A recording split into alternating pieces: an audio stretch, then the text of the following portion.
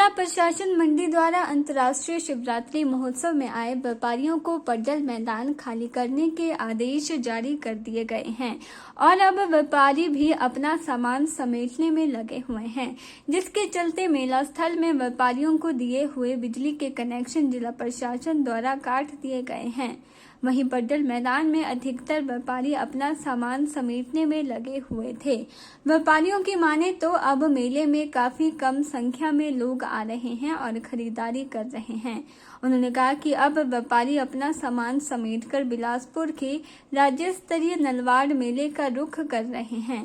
बाहरी राज्यों से आए व्यापारी इस वर्ष अच्छा व्यापार होने से काफी खुश हैं, तो कुछ व्यापारी मायूस भी दिखे, लेकिन कुछ व्यापारियों का कहना है कि वे अपना खर्चा भी नहीं निकाल पाए। लोगों ने क्या दिखा रहे हैं?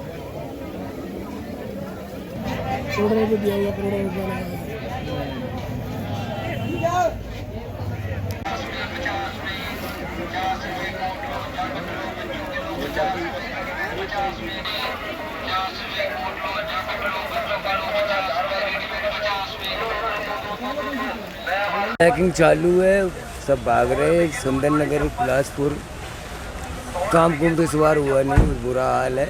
बारिश से पीटे वैसे भी काम नहीं है और बैठे हैं बस पैकिंग। बारिश बंद हो जाए भाग जाऊंगा, हम भी क्या करना है। और ठीक है, बरसात ने सारा काम खराब कर दिया है। बरसात बढ़ गई है, चिक्कड़ हो गया, बुरा हाल है। डुमों में सारा पानी भरा पड़ा है, बुरा हाल है। इससे मतलब परेशान है बंदा, काम है नहीं, दुखी है लोग बहुत। मेला जरूर बढ़ गया है लेकिन काम नहीं है। देखो अब एक दो दिन बैठने देंगे तो ठीक है, दो लोग चले जाएंगे, परेशान हो गया तो ये होगा क्या होगा। साथ ही पड्डल मैदान में चारों ओर कूड़ा और गंदगी फैली हुई है और बारिश के कारण सारा मैदान दलदल और कीचड़ से भरा पड़ा है। वहीं नगर निगम उप महापौर वीरेंद्र भट्ट ने बताया कि पड्डल मैदान में सफाई का टेंडर 19 मार्च तक था, इसलिए ठेकेदार ने काम करना बंद कर दिया है और बारिश के कारण भी पड्डल मैदान में कीचड़ भरा पड़ा है। साथ ही जो व्यापारी दुकान खाली करके जा रहे हैं वह कूड़ा कचरा पॉलीथीन आदि पड्डल मैदान में ही फेंक दे रहे हैं, जिस कारण अव्यवस्था नजर आ रही है। उन्होंने बताया कि एसडीएम, ज्वाइंट कमिश्नर तथा पुलिस के कुछ अधिकारियों द्वारा पड्डल मैदान में जाकर व्यापारियों को हटाया जा रहा है। उन्होंने बताया कि 2 से 3 दिन में पड्डल मैदान खाली हो जाएगा और उसके उपरांत नगर निगम द्वारा जो भी सफाई की व्यवस्था होगी वह कर दी जाएगी। पड्डल मैदान में जो हमारा सफाई का टेंडर था वो पिछले कल तक यानी 19/3 तक था, तो वो ठेकेदार ने काम करना बंद कर दिया है। इसलिए हो सकता है कि अब कुछ बारिश की वजह से भी कीचड़ है और जो व्यापारी खाली करके जा रहे हैं वो अपना सारा कूड़ा कचरा प्लास्टिक यहीं फेंक के जा रहे हैं, इसलिए हो सकता है कुछ अव्यवस्था वहाँ पे हो। आज भी हमारा प्रशासनिक अमला, एसडीएम मैडम और हमारे यहाँ से ज्वाइंट कमिश्नर, पुलिस अधिकारी गए हैं। कल या परसों तक पूरा पड्डल खाली हो जाएगा, उसके बाद जो भी सफाई व्यवस्था होगी वो नगर निगम द्वारा करवा दी जाएगी। के चैनल के लिए मंडी से ब्यूरो रिपोर्ट। मंडी की संस्कृति को उजागर करने के लिए मंडी सोच फाउंडेशन, हिमाचल देव सेना, स्माइल संस्था के साथ नगर निगम के सौजन्य से मंडी के सैनी मंच पर संस्कारा कार्यक्रम का आयोजन 25 से 27 मार्च को किया जाएगा। इस कार्यक्रम में पहाड़ी नाट्य, मंडियाली लूटी, पहाड़ी रैंप वॉक, मंडियाली बांधड़ा, फागली की झलक, पहाड़ी नृत्य लोगों के लिए आकर्षक का बिंदु रहेगा। कार्यक्रम के बारे स्माइल संस्था के संस्थापक निखिल वालिया ने कहा कि कार्यक्रम का उद्देश्य लुप्त हो रही संस्कृति को उजागर करना है ताकि नई पीढ़ी भी हमारी संस्कृति से अवगत हो सके। उन्होंने कहा कि इस कार्यक्रम में एक सांस्कृतिक संस्था का भी आयोजन 27 मार्च को किया जाएगा, जिसमें मंडी के गीत व नृत्य से संस्कृति को उजागर करने के लिए प्रदेश के लोक गायक अपनी भूमिका निभाएंगे।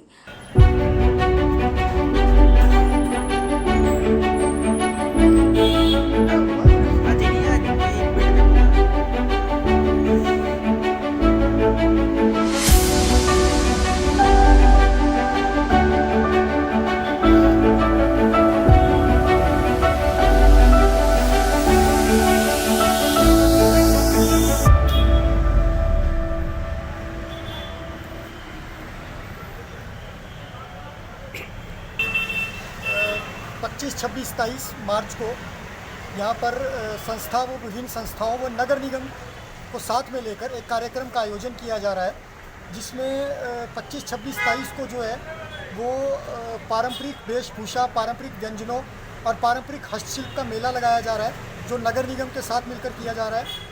और 27 तारीख को जो है एक सांस्कृतिक संध्या का आयोजन किया जा रहा है। इस कार्यक्रम का जो नाम है वो हमने संस्करा रखा है। संस्करा अर्थात संस्कृति, हमारी संस्कृति हमारी पहचान।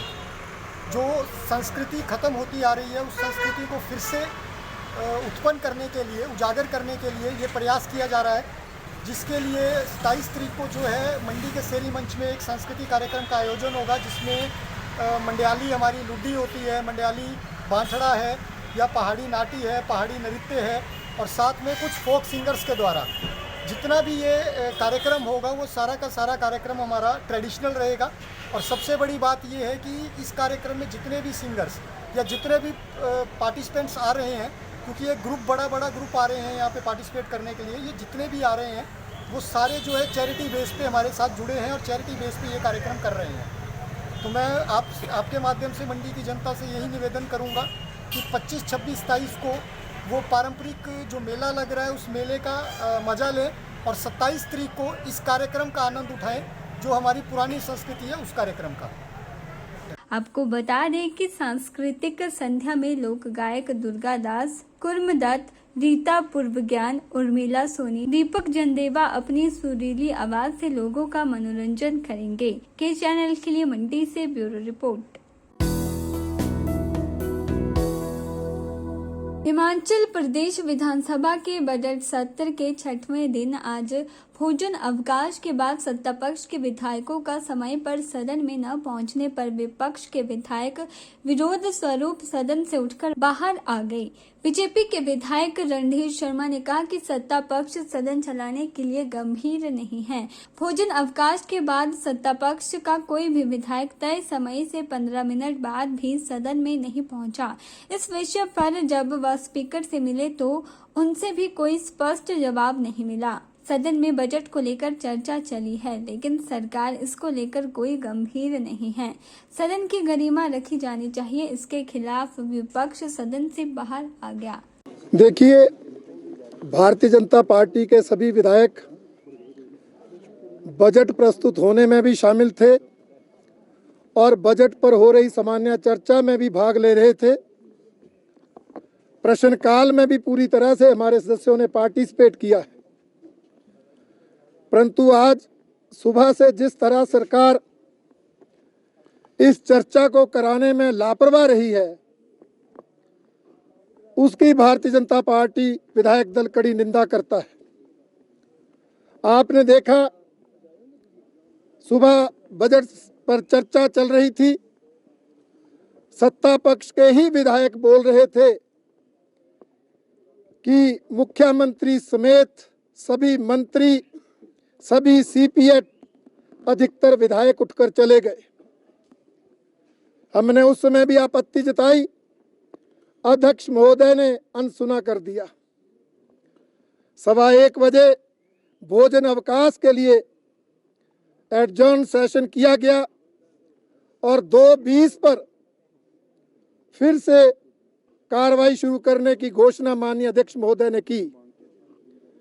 हम सभी विधायक 2:20 में सदन के अंदर चले गए। 2:35 तक 15 मिनट कोई मंत्री, कोई विधायक, सीपीएस, मुख्यमंत्री महोदय खुद कोई सदन में नहीं आया। विधानसभा सचिवालय से घंटियां बजती रही, उसके बावजूद भी सिर्फ 3 सत्ता पक्ष के सदस्य आए, वो भी जो असंतुष्ट रहते हैं। इसलिए हम सब विधायकों ने माननीय अध्यक्ष महोदय के पास जाकर अपनी आपत्ति दर्ज की कि 15 मिनट से ना सत्ता पक्ष की सदस्य आ रहे हैं, ना आप आ रहे हैं। कोई सूचना तो दीजिए, सदन शुरू होगा तो आखिर कब होगा? आप हैरान मानेंगे, माननीय अध्यक्ष महोदय भी कोई समय बताने में असमर्थ रहे कि कितने बजे हम सदन चलाएंगे। जब इतनी लापरवाह सरकार हो, ठीक है समय में देरी हो सकती है, पर क्या उसकी सूचना माननीय विधानसभा के अध्यक्ष महोदय को देना जरूरी नहीं? क्या सदन के प्रति इतनी ही गंभीरता इस सरकार की है, और वो भी उस वक्त में जब बजट पर चर्चा चल रही हो?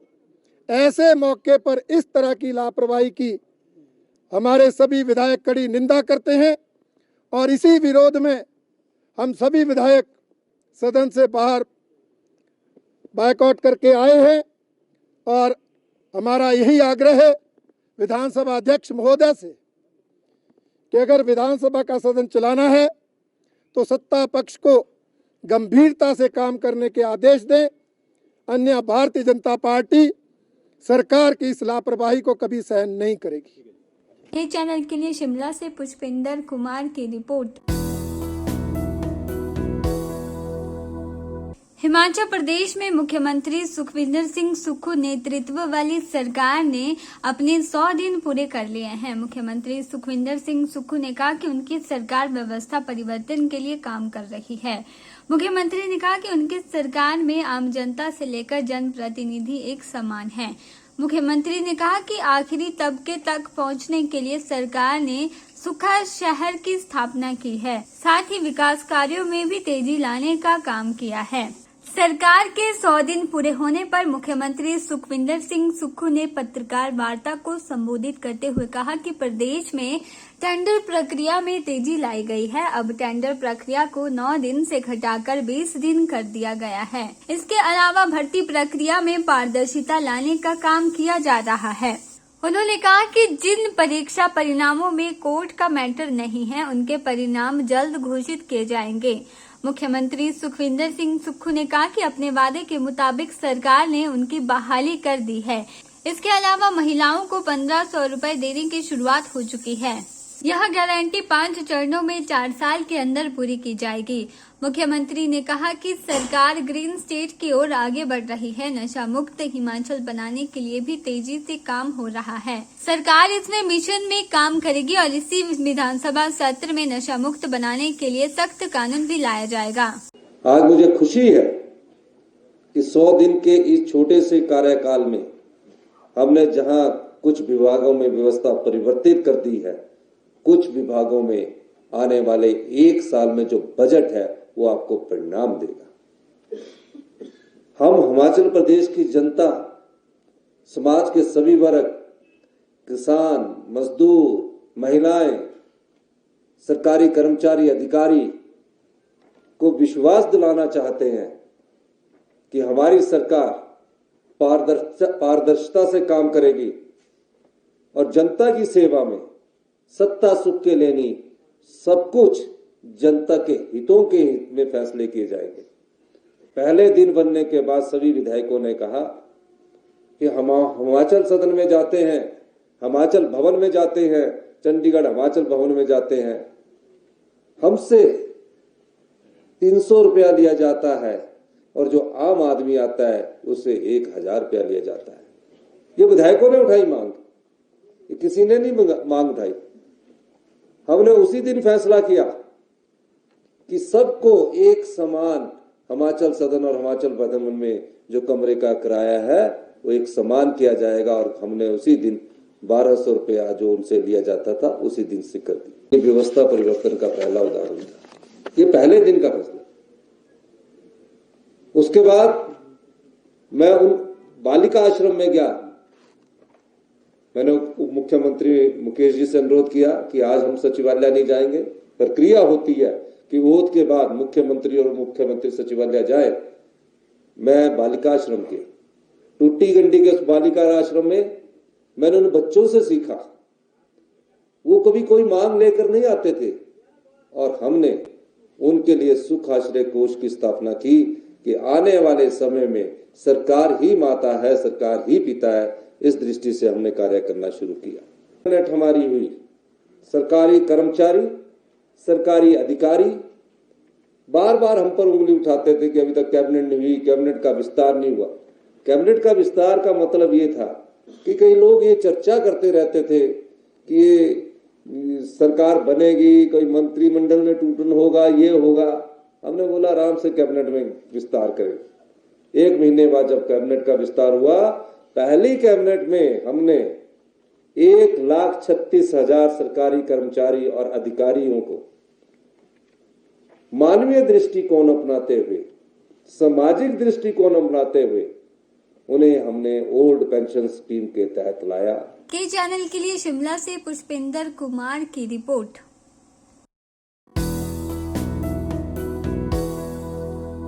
शाहपुर विधानसभा के अंतर्गत भौगोलिक दृष्टि से दुर्गम क्षेत्र धारकंडी, जहां राजकीय महाविद्यालय को बंद कर दिया गया है, जिसका धारकंडी के लोगों सहित कॉलेज पढ़ने वाली छात्राओं ने विरोध किया है। बता दें कि धारकंडी कॉलेज बंद होने से पढ़ने वाले छात्र छात्राओं को काफी दिक्कतों का सामना करना पड़ रहा है और उन्हें 35 किलोमीटर दूर शाहपुर महाविद्यालय जाना पड़ रहा है। कॉलेज बंद होने से छात्राओं को आ रही दिक्कतों को लेकर आज कॉलेज की छात्राएं डीसी कार्यालय पहुंची। उन्होंने डीसी कांगड़ा के माध्यम से मुख्यमंत्री को मांग पत्र सौंपते हुए कहा कि कॉलेज को जल्द से जल्द खोलने की अनुमति प्रदान की जाए, नहीं तो उनके द्वारा डीसी कार्यालय के बाहर आमरण अनशन शुरू कर दिया जाएगा।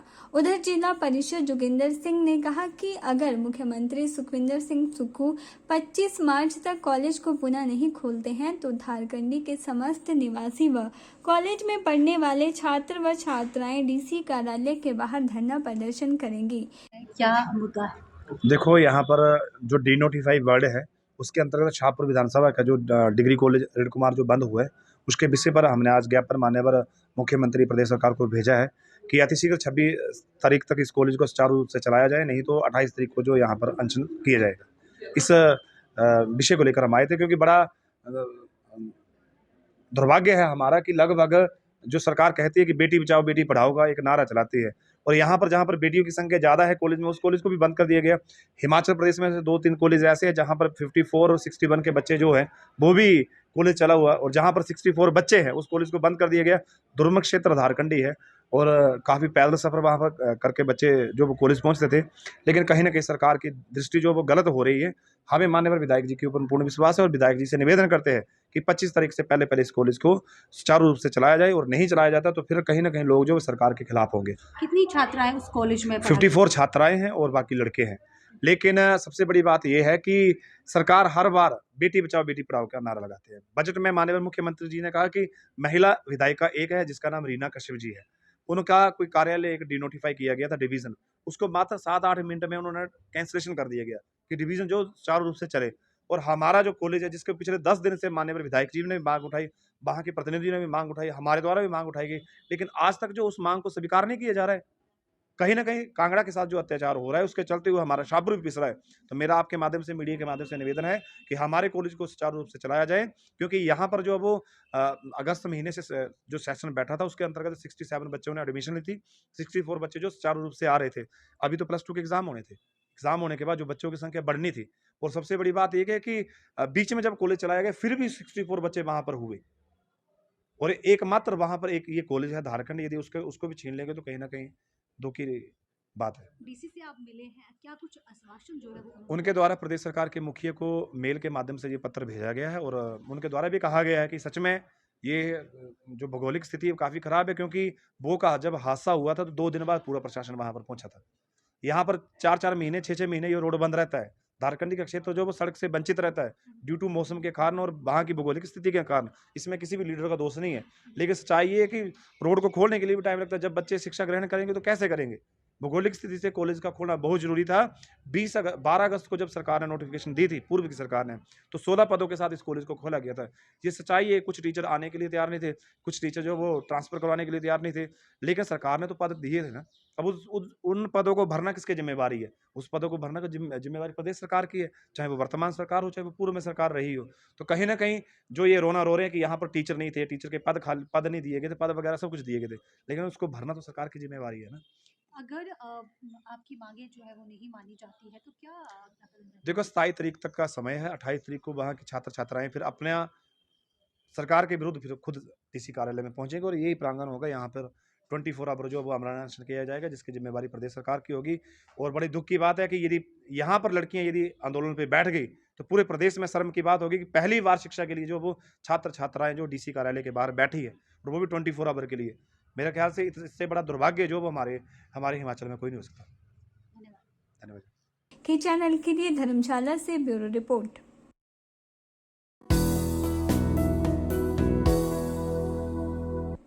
हिमाचल में 2 दिन से जमकर बारिश और बर्फबारी हो रही है। शिमला, मंडी, कुल्लू, चंबा, लाहौल स्पीति के ऊपरी क्षेत्रों में बर्फबारी हुई है, जिससे तापमान में भी काफी गिरावट आई है, जिससे ठंड में इजाफा हो गया है। नारकंडा में 2 फीट के करीब बर्फबारी हुई है। नारकंडा का न्यूनतम तापमान माइनस में दर्ज किया गया है। प्रदेश में 25 मार्च तक मौसम खराब बना रहेगा। इस दौरान कई भागों में बारिश बर्फबारी होने की संभावना है। कई स्थानों पर अंधड़ चलने व ओलावृष्टि का मौसम विभाग ने येलो अलर्ट भी जारी किया है। ताजा बारिश बर्फबारी से प्रदेश में शीतलहर बढ़ गई है।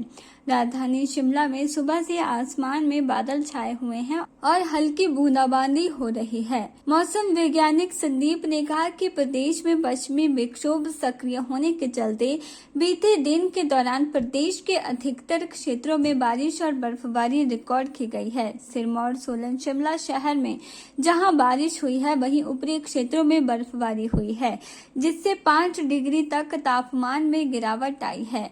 प्रदेश में 23 मार्च से फिर से पश्चिमी विक्षोभ फिर से सक्रिय हो रहा है, जिसके चलते भारी बारिश बर्फबारी की आशंका है और 25 मार्च तक मौसम खराब रहेगा।